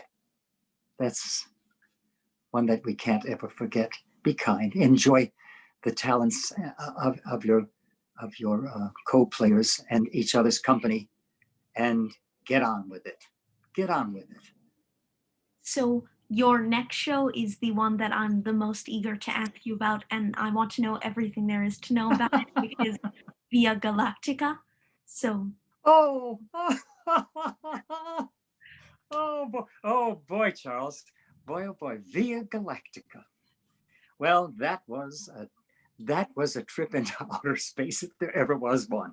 I mean, I'll tell you something. I kept a journal for Via Galactica, and I made a home movie, Via Galactica, the making of a musical bomb. I filmed all of our rehearsals and all that was going on. And because I filmed it, I didn't have sound video then. I think it was maybe when was Via Galactica? Was it 71? No, 71 was Hello Dolly. Anyway, Via Galactica, what year? Do you know, Charles? I don't. Okay. Anyhow,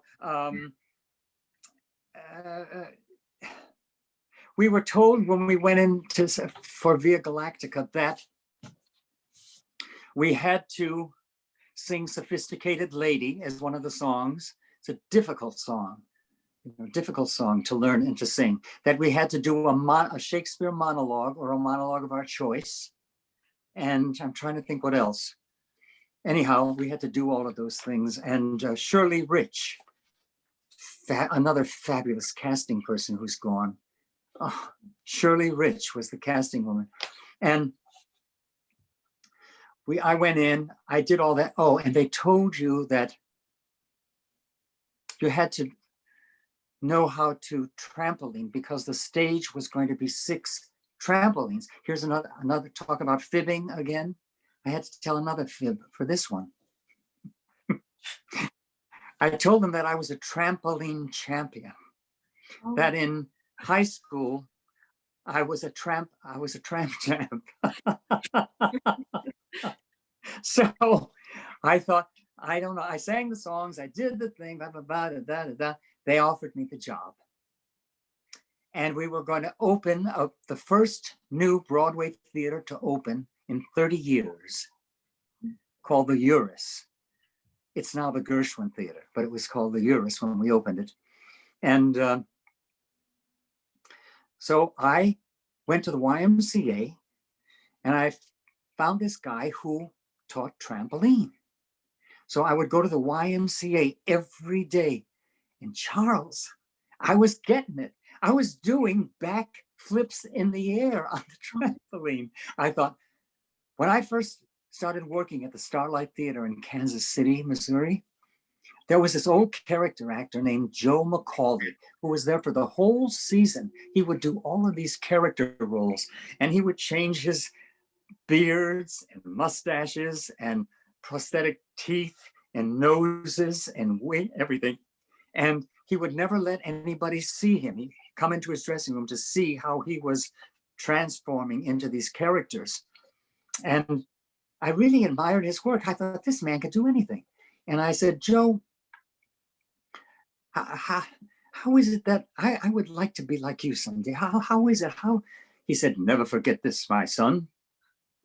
Chance favors the man prepared. So I've never forgotten that. Keep preparing, keep studying, keep learning as much as you can about whatever you can. So I had to learn how to do the trampoline. I told a fib. I told him I was a champ. I better not go in there and fall on the trampoline. Oh, so anyhow, we get to do the show, and the stage is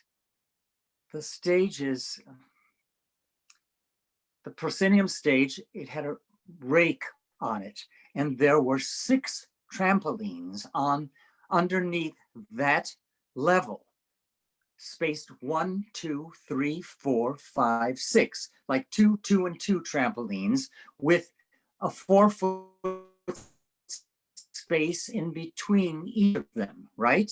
Yes. And underneath those trampolines, there were 2 gigantic doors on hinges on either side of the 6 trampolines that would come up underneath the trampolines and hook onto each other, so that if you were on the trampolines and those doors were up underneath it, they would be a hard surface. But if they took the hinges out and the doors would open, those trampolines were then usable.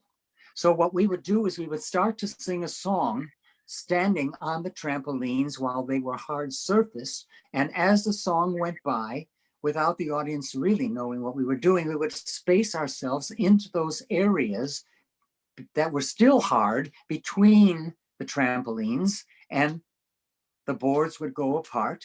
And the next thing, like the song Up Is Lovely, the next thing we would start to sing and jump from one thing to the other trampoline as we were singing, and flipping into all kinds of things. Well, let me tell you, at rehearsals, if people were hurting themselves doing different kinds of things. One girl was wearing an eye patch. Another person had on a foot boot because they had sprained their ankle. Another person had their arm in a sling. It's like this. So in my movie, Via Galactica, The Making of a Musical Bomb, I have everybody, we rehearsed at the Uris Theater. And there was a big stairwell that goes up to the second mezzanine level. We rehearsed on that level in the hallway there, in the lobby of the mezzanine. And I filmed people walking up those stairs to our rehearsal with the eye patch and the foot boot and the armband and everything, climbing up the stairs to rehearse. And my soundtrack, because it was silent film, I had to put a soundtrack to this film, is Mary Martin singing Climb Every Mountain. So we have all of these people coming up, and we would do it. And, Sir Peter Hall from the Royal Shakespeare, Sir Peter Hall was there directing his first Broadway musical.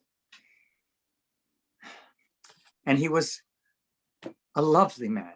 He was a lovely English gentleman, and he would always give us very positive notes every day. We're coming along, we're getting there. I know we're having problems with this, or I know this was a problem yesterday, but we're getting there. We're fixing it today. We're in lovely shape. You're all beautiful. And he would so of course we were all hoping for the very best. We thought this is going to be such an innovative show. It's going to be the hit of the year, because it's unlike anything that has ever happened or will happen again, if we didn't say that at the time. But we always felt that we were moving forward. And, we had Raul Julia, Virginia Vestoff, Keen Curtis, fantastic people, plus a cast of people who were just amazing again. And so one day, there's a point in the show where we sang a song called "A New Jerusalem Will Rise," which means that we were going off to another planet. We will come to this planet and it will be a whole new world for all of us. We were all painted blue to start. And the song that I opened the show with was called "We Are One," all blue. And we had these white hats that were like cones, and we had this mechanism we were wired inside, if we that went down our sleeve, and these cone hats would turn circles like this, right? And when we would go to the other planet, and when we came back, we were all different colors. Some of us were red, some of us were green, some of us were orange. We were all different colors. Oh God. When I think about it now and what we went through, Charles, it was just amazing. But we were rehearsing not too far away from the opening. We were rehearsing. What would happen is, from the fly would come this big iron step ladder that would have 10 steps down, a platform, 10 steps in the other direction, a platform, 10 steps the other direction. So we would walk up the thing, be on the platform, go up the other steps, be on another platform, go up the steps. And what would happen was, the steps would come down, you'd see this thing glittering, the lights would hit it, and it would like sparkle, because the way the lights hit the silver color of the ladder. A big piece of canvas would cover it. It was painted to be like a spaceship, would cover it. We would like all walk into the spaceship, go up inside in the ladder, and then you would see the spaceship go up into the air like we were going somewhere else. And then the next thing you would see would be just this glittering ladder come down out of the fly by itself. And we would walk down the stairs onto each platform, down the next set of stairs, singing this song, "A New Jerusalem Will Come." Well, here we are positioned on the waiting area way up there in the fly, and several people on the ladder. And all of a sudden, there was a jerk, and the ladder started swinging like this. One of the winches had broken, and we were dangling on the stairwell that was hanging by the other things. Now, people are screaming, everybody's frightened, people are scared. They're thinking, what happens? The stairwell plunged through one of the trampolines onto the sub-basement. We didn't know it was there, but I mean, all I could think of was the headlines the next day. 13 actors from incoming Broadway show dead on another. I mean, I thought, what? And it was awful. You heard people, everybody was so frightened, but thank God, everybody was safe. Everybody was okay. Whew, that was another one down. And then Peter Hall came in the next day to us and he said, "I am so glad that we're all here together today. I said, we did everything for your safety. If anybody doesn't want to walk up that ladder again ever, I certainly understand, and you are not required to do that. We're here to protect you, and we're here for yours." I mean, they really meant it. Nobody knew that was going to happen. It was unforeseen. And they took every other precaution to make sure that it was safe for all of us. Before we even walked up the ladder to do it that time, we had walked up the ladder several times so we could get the feel of what it felt like to be looking down from way up there. Anyhow, that all worked out, and Peter Hall came back the next day and tried to be positive about everything and told us that we were protected and what have you. So we went on, and everybody was there at a pre-show opening. I have home movies of Ethel Merman coming up the elevator with Richard Rodgers and Ruth Gordon and Garson Kanin and Fred Astaire and his sister Adele Astaire and movie stars, and everybody was there. And they had to insert in the playbill a synopsis of what the story was in case the audience didn't get it right, just in case they didn't get it. And you heard these glorious voices of Raoul and Virginia Vestoff and Keen Curtis. And of course, in the movie, the next thing I shot was our opening night party, which was held in a restaurant downstairs in that same space underneath the Urs Theater. It's now a gym or something like that. And I took pictures of everybody holding champagne glasses and waiters walking by with trays full of glasses, and women in their dresses twirling and smiling for the camera and doing all of this. And underneath all that, because I put the soundtrack in, I put all of the radio and television reviews. Oh. So you see all this gaiety going on at the party, and you hear, "This is the worst thing to hit Broadway. It should never have come into space. It should go back into outer space." These terrible, terrible reviews. And it's funny now, but at the time it was devastating. You know, it was devastating. And I remember one time there was a big mechanism.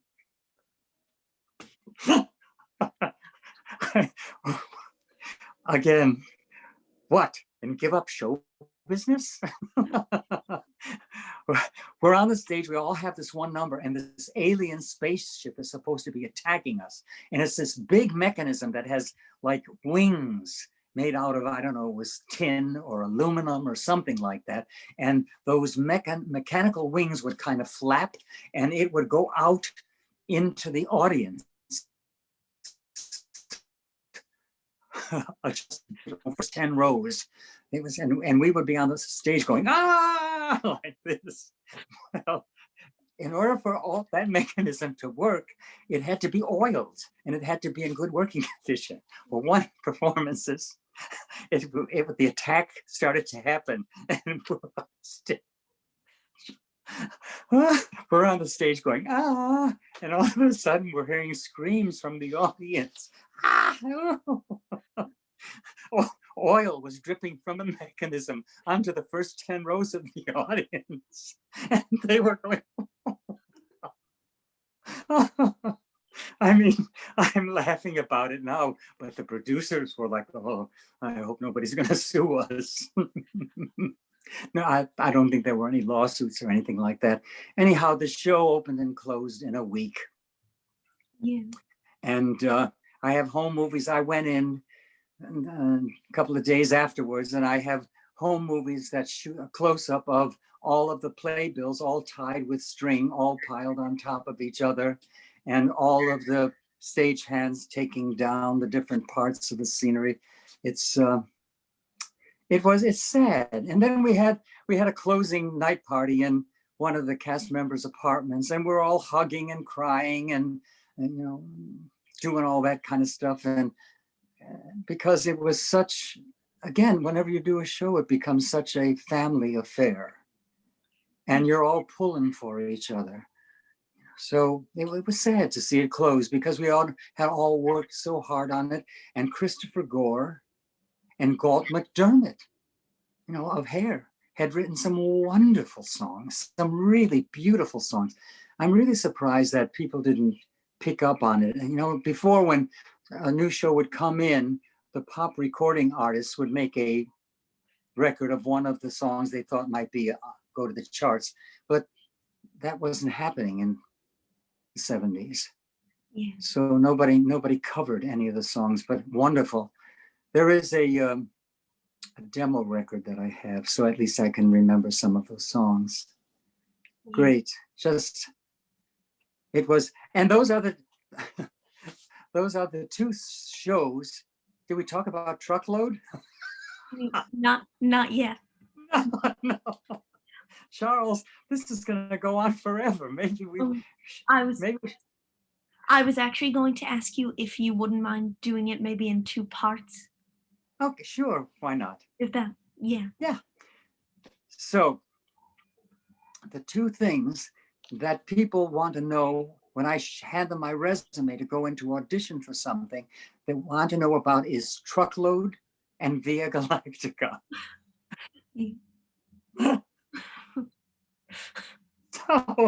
So anyhow, Truckload was a brand new musical written by come on, Divis. Louis St. Louis. My mind was still with George W. George, who was the producer of Via Galactica. But this music was written by Louis St. Louis. Fabulous stuff, wonderful stuff, and a terrific cast as well. And I was hired, as my friend Vinnie Liff recommended me, to Pat Birch to be her assistant on this. So I was billed as assistant to the director. And I was there with Pat and writing all, I think I told you this earlier about her. And it was a wonderful show about a bunch of people who were on this truck that was going from the East Coast to the West Coast, with all of these people wanting to make good in their lives, to do something. And again, a wonderful cast of people, but somehow or other it just didn't coalesce. And Pat worked really hard on it. And get this, for producers, we had the Schuberts, Bernie and Jerry, and Dick Clark. Do you know who that is? Dick Clark from American Bandstand? Yes. Yeah, Dick Clark, the Schuberts, and a woman by the name of Adela Holzer.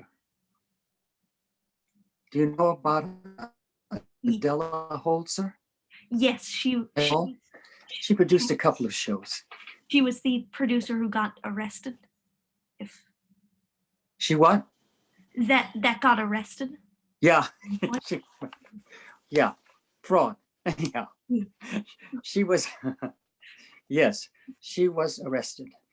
And there she was and I'll never forget her giving line readings to some of the cast members. And we would just stand there and roll our eyes kind of and do whatever. But God bless Patricia Birch. She gave it her all and wanted it to, and it would have if it were given more time. And it really had some wonderful music to it, and it was life affirming, the musical. But it just wasn't given a chance. It's not only were we having all different kind of problems with all of that, and the strike. I'm not sure if it was a newspaper strike or a musician strike. A strike happened, and we couldn't. There was no way that it could have gone on. So another one bites the dust. But you, as the song goes, you pick yourself up, dust yourself off, and start all over again. And it happens time and time again. Those little disappointments that we have within our career. Pick yourself up, you dust yourself off, and you start all over again. Yeah, you do. And I always go to songs. I open the refrigerator and start to sing a song. I keep thinking, walk on with hope in your heart. You just got to keep going on, walking on, and not walk on by, as Dion would have said. So yeah, let's keep doing our thing and enjoying what we do and learn new things and making ourselves available for new things all the time. Well, this seems like a good place to stop between part 1 and part 2, but thank you so much. I had such a great time hearing all your stories. Charles, it is a pleasure to be here with you today, and thank you for letting me revisit these fun times in my life. Thank you. Thank you again. I love hearing them so much. I can't. Yeah. Thank you. So we can email and figure out a second time. Maybe, are you doing anything this Sunday? I think I'm doing something from 3 to 4 on Sunday. 3 to 4 or 5 on Sunday I am. Oh, maybe would Saturday be better? I think Maybe. Can I look at my appointment book? Oh, yeah. Let me look at my appointment book and see what's cooking.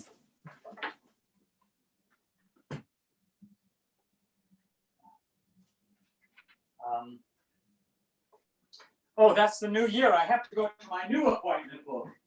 Oh, yeah. That's the new year. Wow. Yeah, very soon. Just very soon. Not soon enough, Charles. It's true. I'm open on Saturday. What's good for you? Maybe 3, like Yep. we did today. Saturday, January 3rd, right? Yes. I mean, yes. Charles, didn't I talk about all of it pretty much? Do you think there's more? Well, there's Sunset Boulevard and Scarlet Pimpernel. And is there more about Pacific Overtures? Oh, yeah, absolutely. Yeah. The auditioning for Pacific Overtures and about how I got to sing the song Someone in a Tree. Oh, yeah. I mean, you might want to ask me about how it was that I got to sing Someone in a Tree. Because it was somebody else's song first, and I'll tell you about that audition out of town and how quickly I had to learn it and all of that. Oh, and yeah. and Steve Sondheim, has said that it's his favorite song he's ever written. Did you know that?